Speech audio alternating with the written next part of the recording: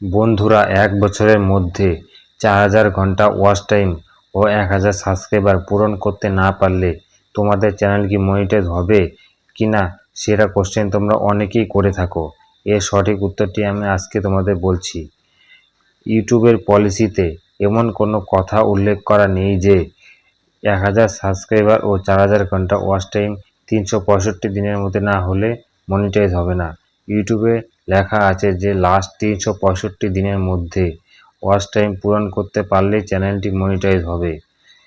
প্রথমে আপনাকে বলছি যে ৩৬৫ দিন মানে হলো প্রথম যখন চ্যানেলটি শুরু করা হবে তখন চ্যানেলের মধ্যে সাবস্ক্রাইবার থাকবে শূন্য অবস্থায় সাবস্ক্রাইবারের মধ্যে ওয়াচ টাইম খুবই কম হবে।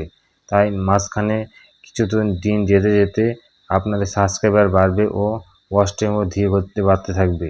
তারপর আস্তে আস্তে ওয়াচ টাইম বাড়তে থাকবে। কারো যদি ৩৬৫ দিনের মধ্যে ওয়াচ টাইম পূরণ না হয় তাহলে প্রথম একদিন করে বাদ যাবে ও লাস্টের একদিন করে অ্যাড হতে থাকবে।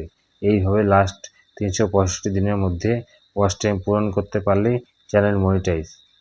বন্ধুরা, ভিডিওটি দেখে তোমরা অনেক উপকৃত হলে। আর আমার চ্যানেলটিকে যারা এখনও সাবস্ক্রাইব করনি সাবস্ক্রাইব করে দাও। আর যারা সাবস্ক্রাইব করেছো তাদের অসংখ্য ধন্যবাদ।